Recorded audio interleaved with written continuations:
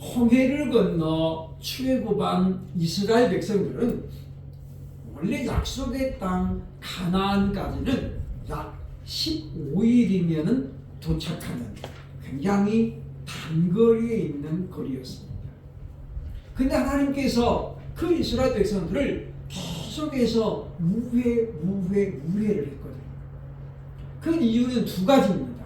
하나는 직진으로 가다 보면 전쟁을 할 수밖에 없는 상황이 되는데, 지금 이스라엘 백성들은 군인다운 군인이 하나도 없잖아요.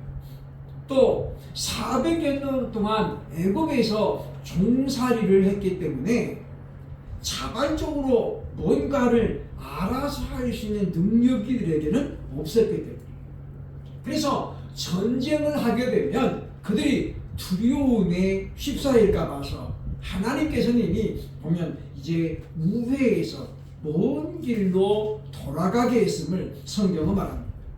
또 하나 이유는 바로 정탐꾼들의 불신 때문이었죠.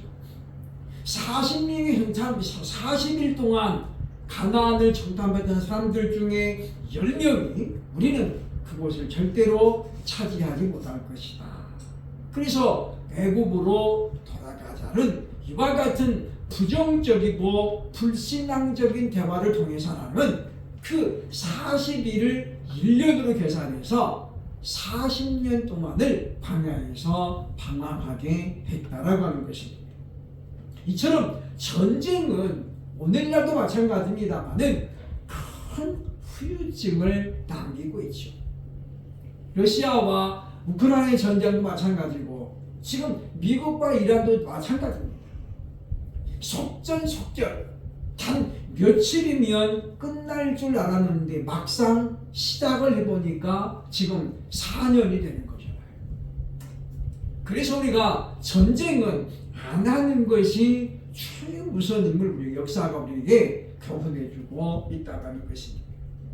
하나님께서는 이와 같이 이스라엘 민족이 전쟁을 안 하고 이제 가나안에 가기를 원하셨지만, 그러나 오늘 성경에 보면 르비딤에서 원하지 않은 전쟁을 하게 되었다라고 오늘 성경이 말씀하고 있습니다.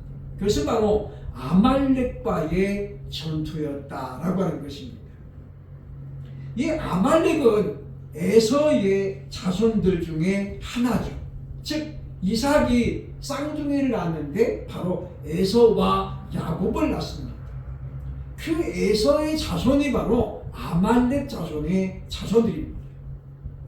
신명기 25장 18절에서는 이 아말렉 자손에 대해서 굉장히 부정적으로 말하고 있는데, 곧 그들이 너를 길에서 만나 네가 피곤할 때에 네 뒤에서 떨어진 약한 자들을 쳤고 하나님을 두려워하지 아니하였느니라 라고 아말렉에 대해서 지금 설명하고 있는 거예요.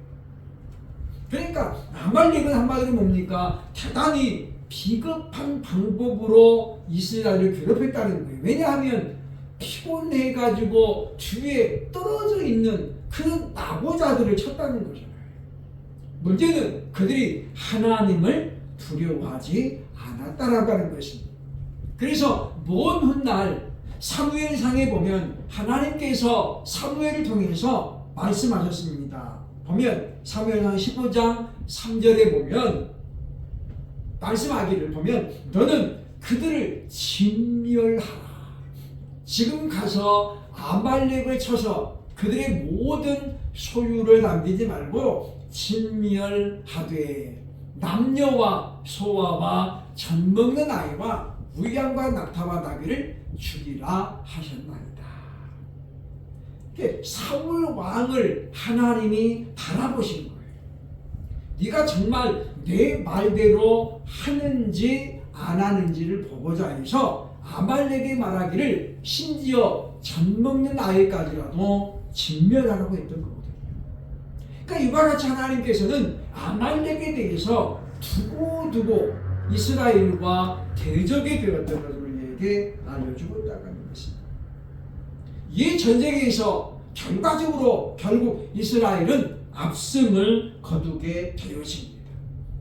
오늘 본문을 통해 우리가 보면 이 이스라엘과 아말렉과 전쟁의 승리의 비결이 무엇인가를 함께 살펴보기를 원하는데, 그것이 바로 역할 분담이었다고 하는 거예요. 역할 분담. 우리는 이 말씀을 통해서 과연 이들은 어떤 역할 분담을 통해서 승리했는지 한번 우리가 살펴보고, 우리도 승리하기 위해서는 이와 같은 우리가 역할 분담을 잘 할 때에 승리가 보장된다는 것을 기억하는 이 시간이 되어야 할 것입니다. 승리의 비결, 첫째는 무엇입니까? 본문 8절로 10절 보면 여호수아의 순종입니다. 본문 9절로 10절로만 말합니다. 모세가 여호수아에게 이르되 우리를 위하여 사람을 택하여 나가서 아말렉과 싸우라. 내일 내가 하나님의 지팡이를 손에 잡고 산 꼭대기에 서리라고 하나님께 모세가 말씀한 내용이 나옵니다. 문제는 지금 여호수아가 오늘 본문에 보면 이 모세의 말을 들을 때 즉시로 순종했다고 하는 거예요. 그래서 10절 보면 여호수아가 모세의 말대로 행하여라고 말합니다. 지금 여호수아는 모세와 함께 이스라엘 백성들을 이끌고 있는 지도자 중에 하나입니다.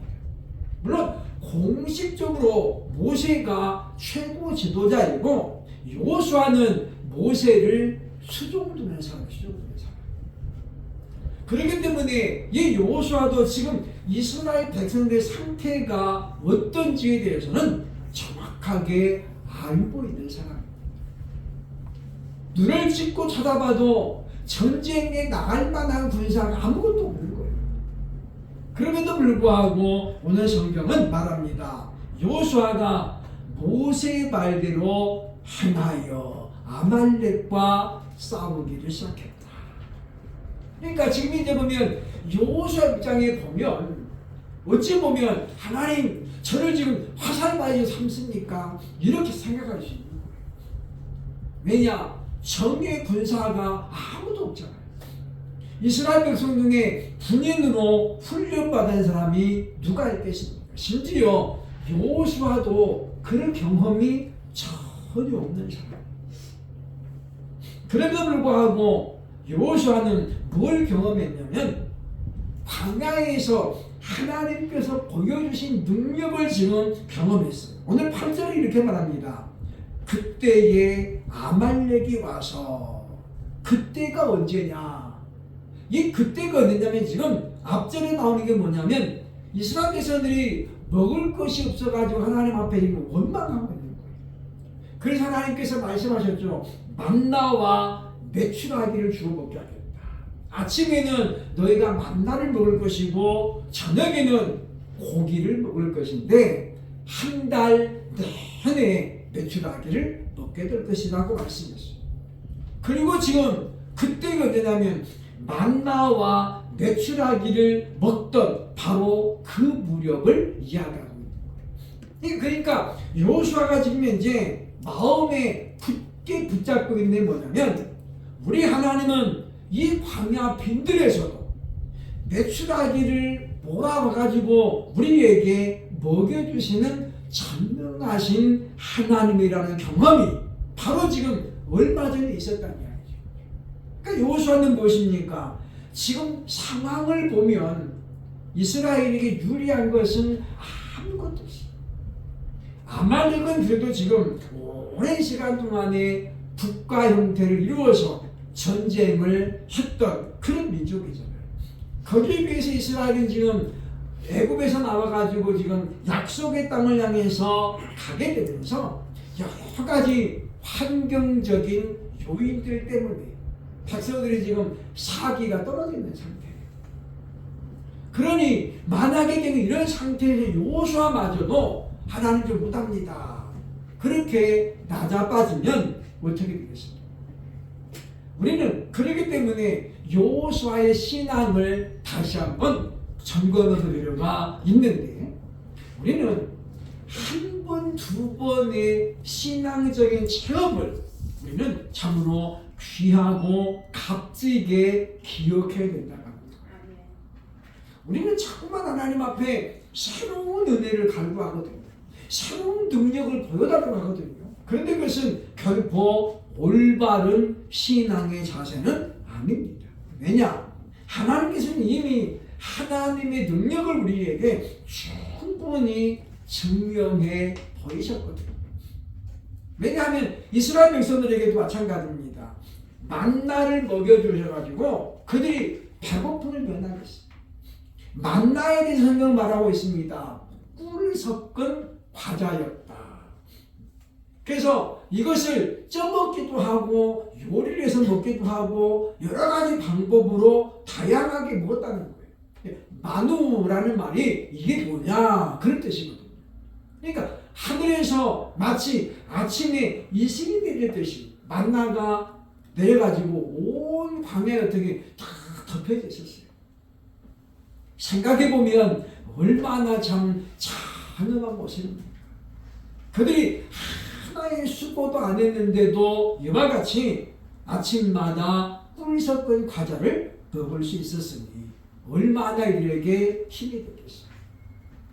그런 능력을 하나님이 보여주셨는데도 불구하고 만약에 여호수아가 하나님 못 갑니다. 우리 못 이깁니다라고 하면 얼마나 하나님을 마음 아프게 하겠습니까? 우리는 기록된 성경을 보면서 하나님께서 택하신 백성들을 구원하는 과정에서 하나님이 어떤 능력을 행하셨는가는 잘 기억을 해야 되겠다라고 하는 것입니다.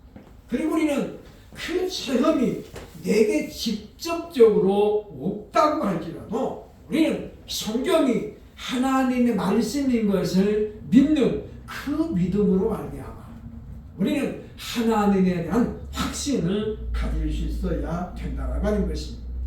여호수아는 바로 그 믿음이 충만했기 때문에 하나님의 말씀을 믿고 그리고 지금 모세가 주는 말씀을 따라서 여호수아가 모세의 말들을 행하여 아말렉과 싸우기를 시작했다라고 말씀하고 있다고 하는 것입니다. 전투에서 승리하려면 각자의 포지션이 있습니다. 자리가 있다는 거예요. 여호수아는 지금 어디입니까? 지금 선봉장에 서서 군인들을 지휘하는 자리가 여호수아의 자리입니다. 만약에 그가 나는 싸우기 싫어 내가 기도할게요. 그리고 만약에 뒤로 도망가면 전쟁은 누가 하겠습니까? 여기서 우리는 여호수아는 참으로 하나님 여호와를 믿음으로 말미암아 그가 담대히 말씀을 붙들고 나갈 수 있었기에 승리했음을 보게 된 것입니다. 그러므로 저와 여러분도 자신에게 주어진 자리에서 최선을 다하면 승리한다는 것을 기억하고 승리할 수 있는 저와 여러분들 되기를 주의 이름으로 축원합니다. 둘째로 아말렉과의 전쟁의 승리의 두 번째 비결은 무엇이냐면 10절로 11절의 모세의 기도입니다. 우리는 많은 사람들이 그냥 기도만 하는 것으로 달려갑니다. 그런데 우리 성경은 그렇지 않아요. 모세는 지도자 중에 최고 지도자입니다. 그는 기도의 본을 보이죠. 여호수아는 지도자는 아닙니다마는 모세의 명을 따라 지금 진두에 서서 전쟁을 치르고 있습니다. 이 조화가 하나님 보시기에 얼마나 아름다웠겠느냐라고 하는 거죠. 본문 10절로 11절에 말합니다.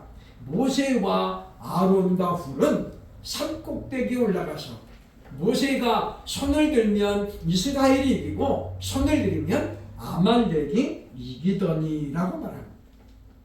모세가 손을 들었다는 건 무슨 이야기예요? 하나님을 향해서 도와달라고 기도했다는 거예요. 그럴 때에 모세가 기도하면 이스라엘이 완전히 밀어붙이고 모세가 또 힘이 빠져가지고 내려오면 팔이 내려오면 아말렉이 또 밀려오는 그런 상황이 지금 계속되었다라고 말씀하고 있습니다. 우리는 본문을 통해서 기도의 위력을 다시 한번 생각하게 된 것입니다. 미국의 아브라함 링컨은 노예 해방이라고 하는 그와 같은 공약을 걸고 대통령이 됐습니다. 그러나 당시 남부군과 북부군 중에 링컨이 지지하는 북부군은 모든 면에서 열악했어요. 남부군은 풍성한 물질을 중심으로 무기도 남부군이 거의 다 갖고 있었거든요. 그러니까 북부군은 노비가 별로 없었지만 남부군은 노비가 절대적으로 많았습니다. 전쟁의 양상이 점점 북부군에게 불리해집니다. 그래서 하루는 참모들이 링컨을 찾아옵니다. 우리 기도해야 되지 않겠습니까? 하나님께 기도합시다. 그러면서 하나님 우리 편이 되어주소서 라고 기도하는데 링컨이 그때 고개를 흔듭니다. 우리가 하나님 편이 돼야지 하나님이 우리 편이 되는 것은 옳지 않다. 그래서 링컨은 그렇게 기도했습니다. 하나님, 정말 하나님 편에 서게 하옵소서. 이 전쟁은 자신의 어떤 개인의 명예나 부귀를 위해서 치른 전쟁이 아니었다는 거죠. 오직 하나님의 전적인 뜻을 이루기 위한 전쟁이기 때문에 하나님의 편에 서게 해달라.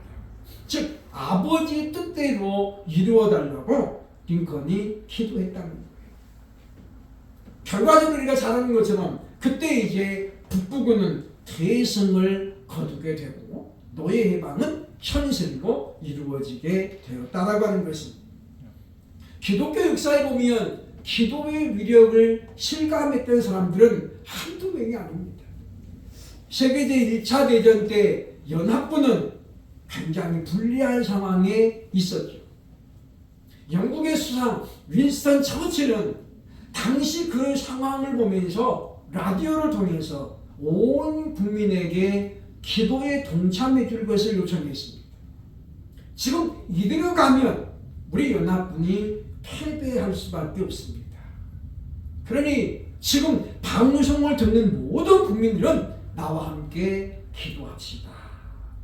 그래서 그 전쟁통에 처칠은 온 국민들에게 생방송을 통해서 기도할 것을 요청했고, 그래서 윈스턴 처칠의 방송을 들은 모든 국민들이 각자의 있는 자리에서 하나님께 부르짖었더니 결국은 연합군의 승리로 끝났음을 바로 역사가 우리에게 알려주고 있다고 하는 것입니다. 그러면 사랑 여러분이요, 우리는 이 영적인 승리의 전쟁의 비결이 뭐냐? 결국은 기도에 있었다는 거예요. 여호수아가 아무리 용맹하게 군대를 이끌어도 기도가 뒷받침되지 않으면 불가능하다는 것이죠. 특별히 오늘 성경은 지도자가 해야 될 일 중에 가장 핵심적인 것이 바로 기도였음을 우리에게 보여줍니다. 사울 왕이 이스라엘의 초대 왕이 됐잖아요. 처음에 그는 잘 나갔습니다. 그런데 2년 정도 지난 다음부터 사울은 하나님을 의지하지 않아요. 그리고 뭘 의지합니까? 이제 군인들을 덩치 좋고 힘 잘 쓰는 그런 군인들을 계속해서 선발합니다. 그게 나쁘다는 게 아닙니다. 그리고 그들에게 자신의 안위를 맡기잖아요. 그러니까 사울왕이 하나님보다도 사람을 의지하기 시작할 때에 하나님은 사울을 떠나게 됐다는 거죠. 그래서 오늘날도 마찬가지입니다. 많은 사람들이 물질을 너무 중요하게 여기기 때문에 또는 권력을 중요하게 여기기 때문에 하나님을 멀리하는 경우가 분명히 있는데, 그러나 우리의 힘은 바로 물질에서 나오는 것이 절대 아닙니다. 그러므로 우리도 승리하기를 원한다면 모세와 같이 참으로 자신의 자리에서 늘 기도할 수 있는 그런 복된 사람들이 될 수 있기를 주의 이름으로 축원합니다. 세 번째, 아말렉과의 전쟁에 보여주는 승리의 비결은 무엇이냐면 12절로 13절을 보면 아론과 훌이라는 동역자가 있었다고 하는 것입니다. 우리 옛말에 독불장군이란 말이 있죠. 아무리 용맹해도 혼자서는 장기간 동안에 지도자로 성공할 수가 없다고 하는 거예요. 그래서 오늘 12절 13절을 말합니다. 모세의 팔이 피곤함에 그들이 돌을 가져다가 모세 아래 놓아 그가 그 위에 앉게 하고 아론과 훌이 한 사람은 이쪽에서 한 사람은 저쪽에서 모세의 손을 붙들어 올렸더니 그 손이 해가 지도록 내려오지 아니한지라. 아멘. 여기 보면 우리는 동역자가 얼마나 중요한가를 또 깨닫게 되는 거예요. 그러니까 모세가 지금 기도하는데 다른 사람들도 물론 기도했겠죠. 그러나 하나님은 지금 누구의 기도에 집중하고 있습니까? 모세의 입술에 집중하고 있습니다. 그때에 아론과 훌이 자발적으로 모세를 돕는 자로 등장합니다. 그러니까 우리 여기서 보면 동역자가 반드시 필요함을 우리는 먼저 생각을 해야 되겠죠. 그래서 세상의 모든 일은 돕는 자가 없이는 힘들 수밖에 없어요. 하물며 전쟁을 하고 있는데 돕는 자가 왜 필요하지 않겠습니까? 우리도 마찬가지입니다. 그리고 작은 교회건 큰 교회를 따라서 우리가 돕는 자가 반드시 필요하다고 하는 거죠. 그러면 우리는 아론과 훌 같은 그런 동역자를 붙여달라고 우리가 늘 기도해야 되고, 더 중요한 것은 바로 우리 자신이 아론과 훌과 같은 동역자가 되게 해달라고 기도하는 거예요. 하나님, 저도 정말 미약하지만은 돕는 자가 되고 싶습니다. 그러면 하나님께서 우리 믿음의 상태를 보시고 너는 나가서 싸우라, 아니면 너는 이제 기도해라, 또는 너는 이제 돕는 자가 되라, 이렇게 우리의 포지션을 하나님이 정해주신다. 그냥 모든 사람이 한꺼번에 다 나오면 안 된다는 거죠. 70년대 한국 축구는 이른바 벌떼 축구였습니다. 그냥 공 하나가 따라가면 사람들이 우르르 몰려가는 거예요. 그러니까 국제대회 가면 어떻게 해요? 계속 지는 거예요. 왜? 자기 자리가 이제 포지션이 있는데 그 포지션을 비워놓고 가버리니까 그건 뭐가 돼요? 무중무산돼요. 지금은 어떻습니까? 철저하게 자리 싸움. 그래서 내 자리가 어딘가에 따라서 그 선수는 그 자리에서만 계속 움직이는 거예요. 그래서 수비수가 그냥 지 맘대로 골 넣겠다고 넘어가면 안 된다는 거죠. 그래서는 결코 이길 수가 없기 때문이라는 것입니다. 하나님께서 내주신 재능은 사람마다 다릅니다. 그러니까 여호수아와 같이 전쟁에 나가 싸워야 할 사람이 있는가 하면, 또 모세처럼 하나님 앞에 부르짖어 기도해야 할 사람이 있고, 아론과 훌처럼 바로 모세를 돕는 그러한 사람도 하나님께서는 원하고 있다라는 것입니다. 그래서 아론과 훌이와 같이 모세를 도왔더니 13절에 그 결과를 이렇게 설명하고 있습니다. 여호수아가 칼날로 아말렉과 그 백성을 쳐서 무찌릅니다. 할렐루야. 아론과 훌이 나름대로 무엇입니까? 지금 희생한 거예요. 그 팔을 붙들고 있는 것도 사실은 어떻습니까? 보통 일이 아니에요. 그죠? 그런데 이들이 정말 군말 없이 모세를 도와 하나님 앞에 함께 기도했더니, 동역했더니 하나님께서 무엇입니까? 여호수아로 말미암아 대성을 거두게 하셨다라고 말합니다. 그러면 여러분, 이 전쟁의 승리의 원인은 누굽니까? 모세 때문만도 아니고 여호수아 때문만도 아닙니다. 이 승리의 비결은 바로 여호수아, 모세, 그리고 아론과 훌이라는 이 사람들이 제각각 자신의 자리에서 바로 역할이 주어진 역할을 최선을 다해서 감당했기 때문에 승리했음을 분명히 기억해야 될 것이라고 하는 것입니다. 하나님은 지금도 이와 같이 상부상조하는 돕는 자들을 찾고 있습니다. 많은 사람들이 자신의 명예를 드러내려고 애를 씁니다. 그래서 제2인자로 만족하지 않으려고 합니다. 그러나 2인자가 많이 있어야 그 조직은 탄탄해집니다. 만약에 전부 다 머리가 되려면 어떻게 되겠어요? 그러면 옛말에 뭐라고 씁니까? 하면 사공이 많으면 배가 산으로 간다. 노는 누가 좋을 거예요? 노 젓는 사람이 있어야 돼요. 우리 임진왜란을 다룬 전지 영화를 보면 그 거북선이 엄청나게 크잖아요. 크다는 말은 무슨 말이에요? 엄청 무겁다는 거예요. 그 배가 이동하려면 그 안에서 노를 젓는 사람들이 보세요. 거기 손바닥에 다 껍질이 벗겨지고 막 그러는 가운데 아무도 안 보이잖아요. 그들은 주인공이 아니에요. 그럼에도 불구하고 그들이 무명의 의사들이 그렇게 죽을 힘을 다해서 힘을 낼 때에 이길 수 있었음을 우리는 역사를 통해서 보게 되어집니다. 그러므로 사랑하는 여러분이요, 하나님께서 주신 재능을 기억하고 하나님이 지금 내게 원하는 역할이 무엇인가. 그래서 어떤 분에게는 하나님께서 재물을 주셔서 그 재물을 통해서 일하게도 하고, 또 어떤 분은 남들이 없는 재능을 통해서 그 재능을 통해서 하나님의 일을 하게도 한다는 거예요. 그러므로 우리는 생각을 해야 돼요. 남의 옷을 부러워할 필요 없습니다.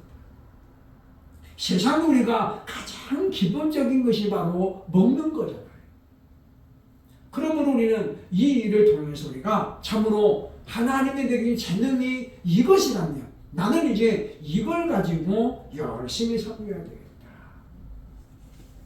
제가 방배동에 있을 때 우리 집사님들 주방팀들이 있었는데 그분들은 처음에는 그분이 식당 할 때 냉면집을 해요. 냉면집.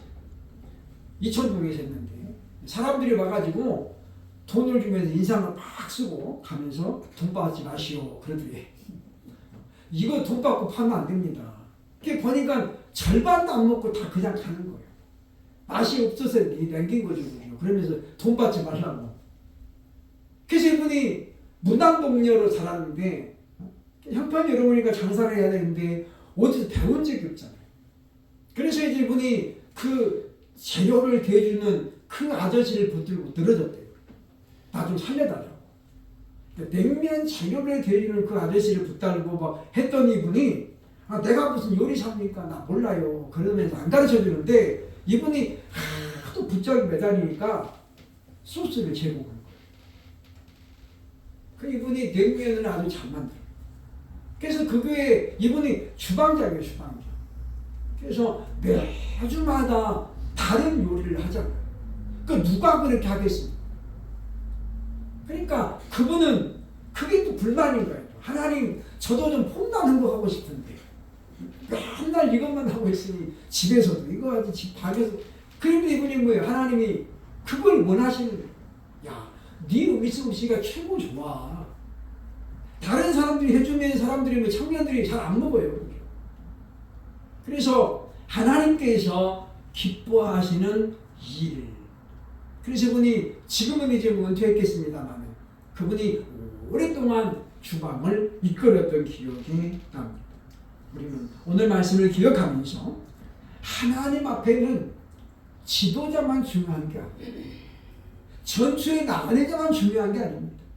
하나님의 일을 하는 사람은 누구나 다 존귀한 자인 것을 분명히 기억하고 우리는 참으로 승리하기 위해서 역할 분담을 잘하고 비록 남들이 알아주지 않을지라도 하나님이 알아주시니까 그 믿음을 가지고 자신의 주어진 사명을 잘 감당해서 승리의 보탬이 될 수 있는 우리 모두가 될 수 있기를 주의 이름으로 축원합니다. 아멘.